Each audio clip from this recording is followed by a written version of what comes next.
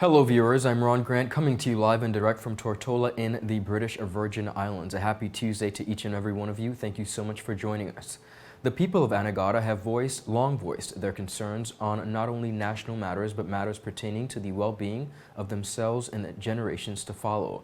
Anegadians have been termed some of the most fearless and resilient of these Virgin Islands. As a sister island, conversations continue relating to representation and the quest for Anegada to be recognized as its own district.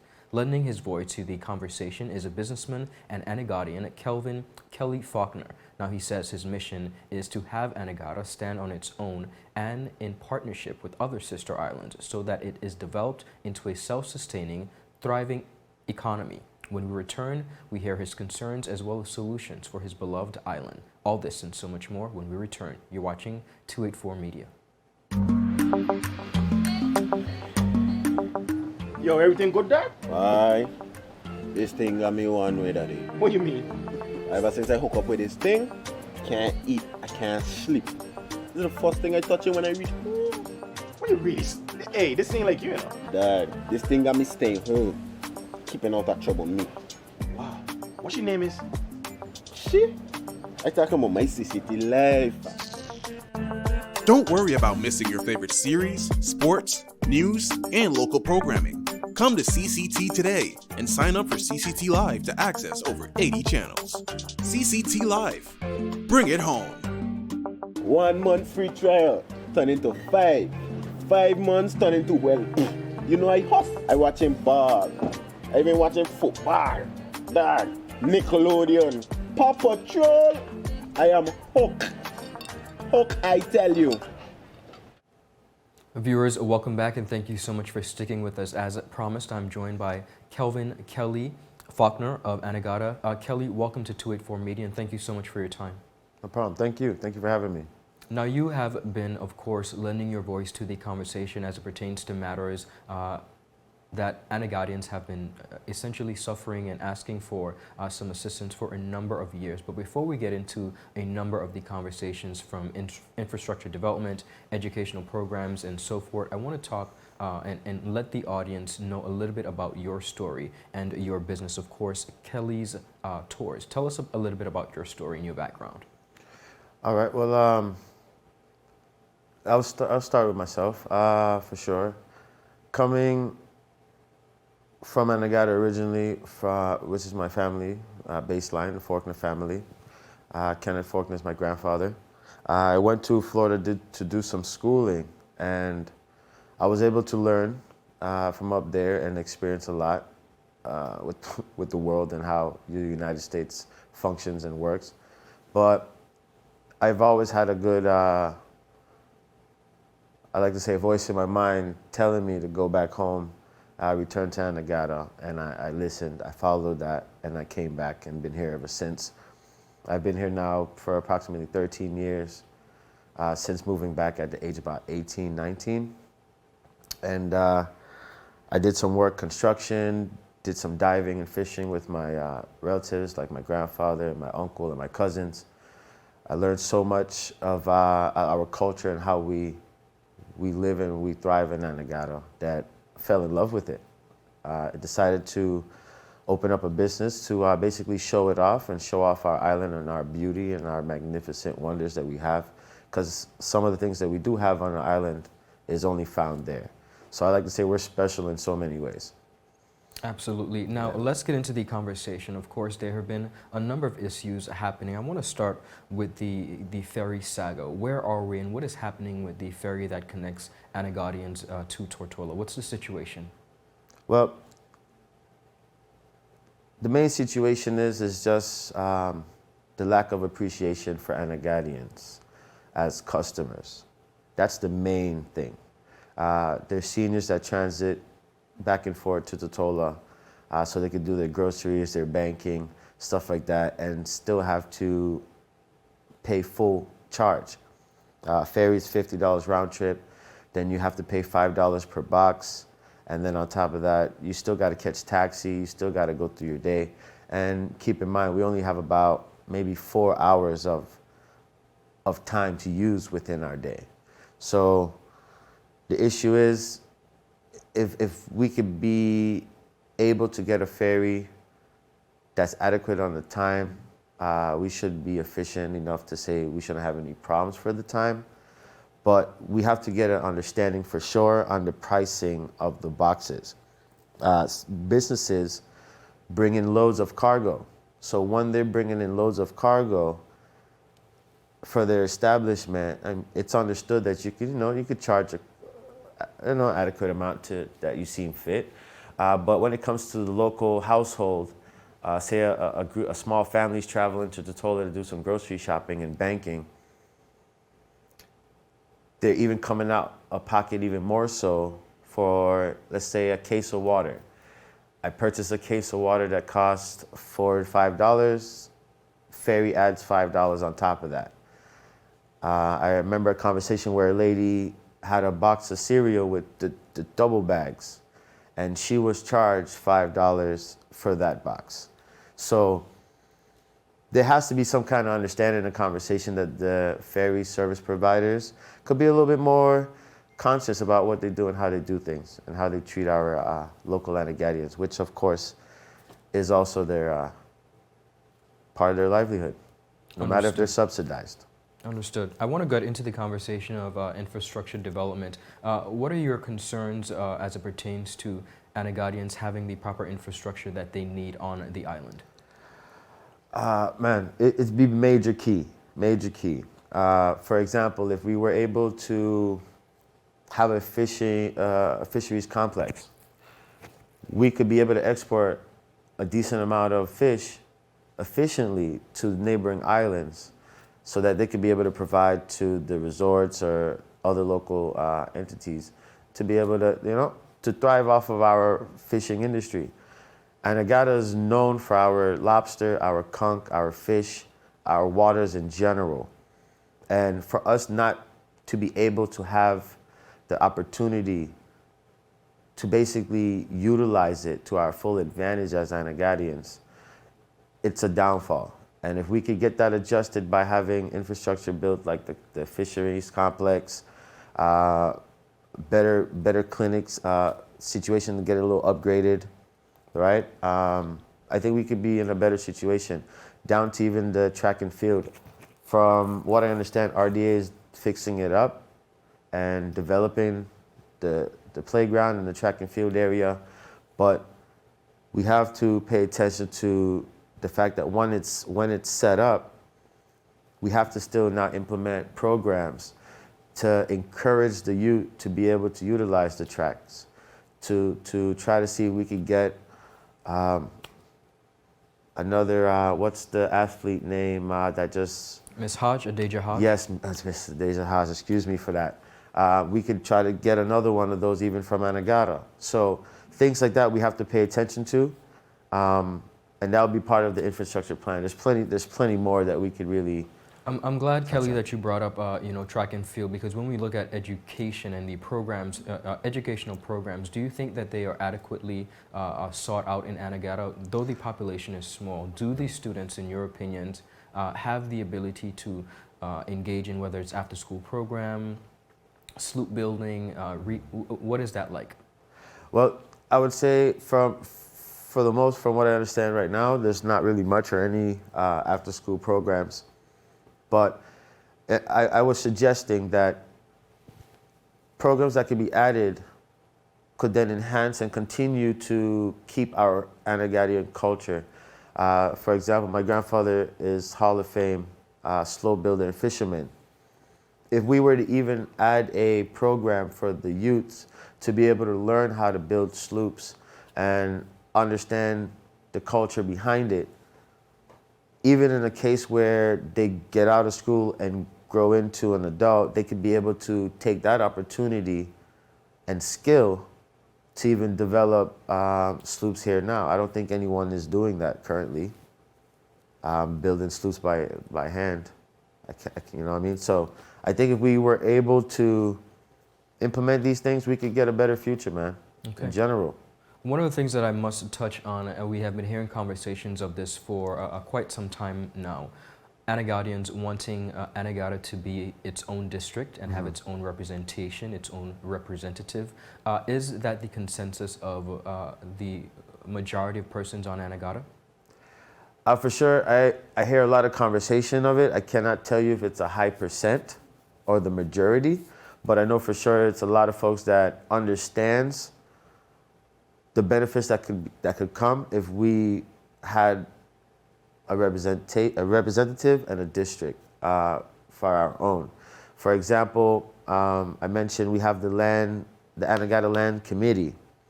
In order for projects and progress to happen in Anegada, the ministers have to have conversations and meetings with the land committee, which the land committee would have conversations and meetings with the people of Anegada to understand what they can do to help the situation and make it happen.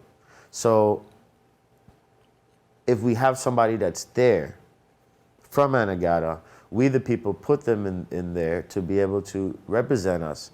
We would have a person to then push in front, lead the way, and make sure that working along with the lands committee, progression could happen in a steadily way that the people would be happy. For example, if I could just draw a reference. Sure. Say the local community end up in a conversation in the chat where there was an altercation at the school, where a teacher got injured or hurt by trying to break the fight, right? So a conversation came up where the school needs at least a security guard to just help a manly thing to help, be able to part the kids and keep things at bay, right?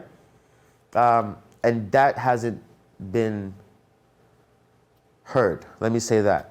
But there's a security guard at the local clinic, at the Romelia Smith Clinic.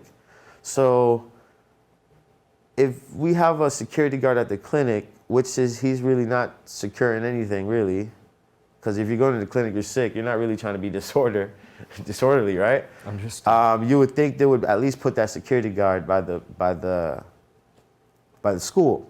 But now if you have a representative that is on the island that can see these matters and be there and be in tune to the matters, so simple as that could not happen, I understand the concerns. Yeah. I want to talk about physical living conditions of Anegadians. Of course, that comes under road development, and you talked about land distribution. I want to go back to that. Where are Anegadians as it pertains to the proper land distribution to residents? Well, again, it's like a campaign promise, I like to say. Whoop-de-woo, you vote us in, we'd be able to get your lands and stuff like that. And to this day, only a handful of Anegadians on the island have gotten any situation or progress for their lands. But from what I understand, they're still in the mix of getting things sorted.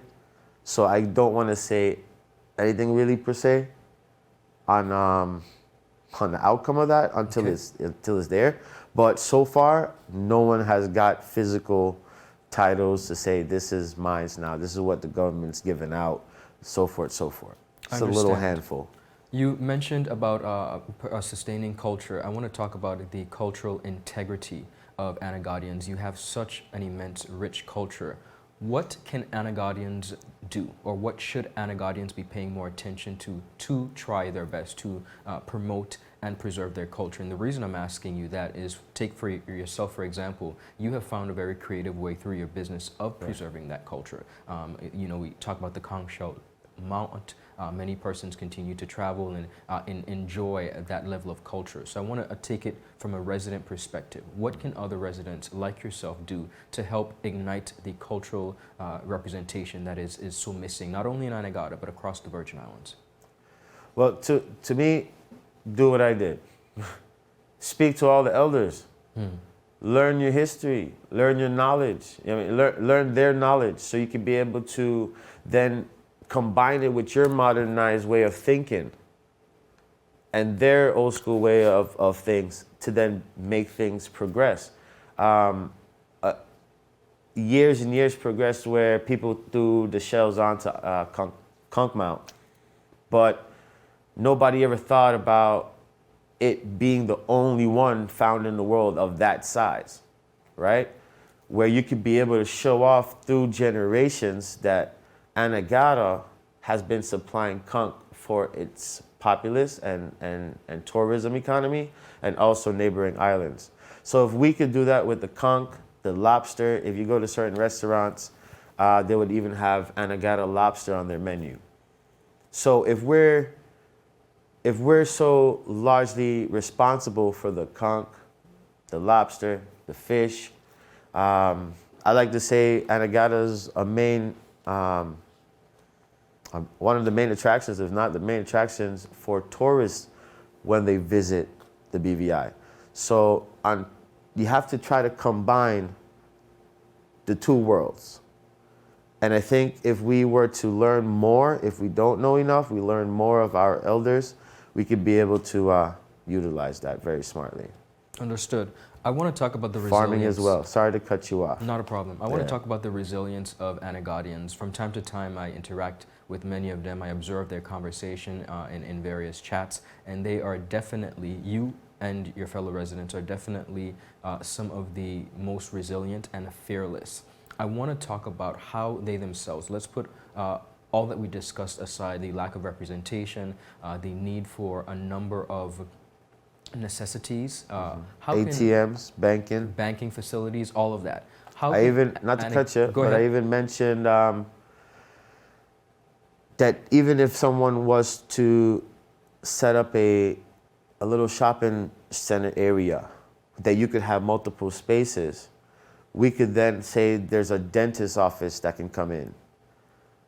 There's a private doctor that can have his own practice there. You know what I'm saying? So in order for that to happen, we have to be empowered by our leaders. And if our leaders are not empowering us, we're going to be in a stagnant situation, you know?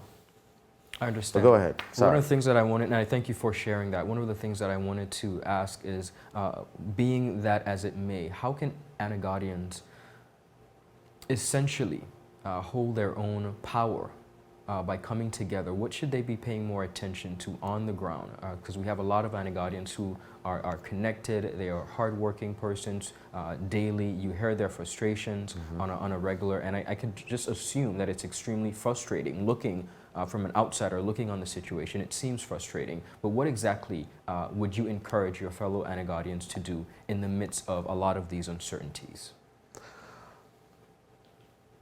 Man, main thing, stand firm, stand together, and stand strong.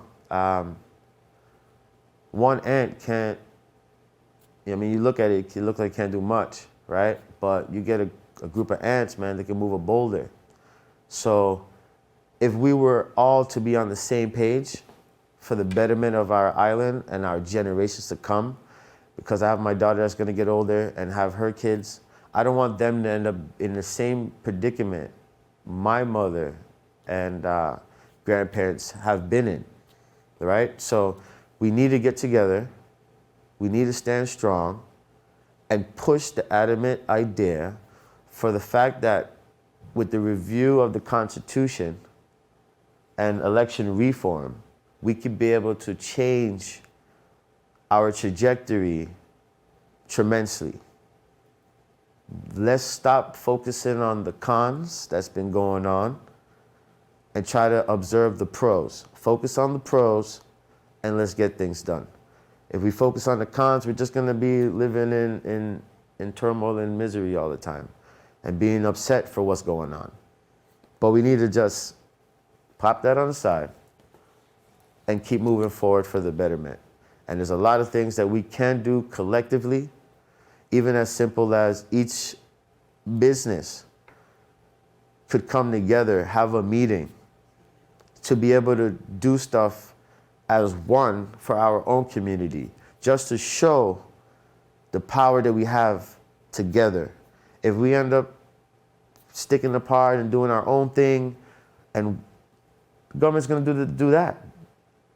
If they see that we're together and we're strong, and we could hold our own and continue to do so as we've been doing, but even more greater together, they would pay attention.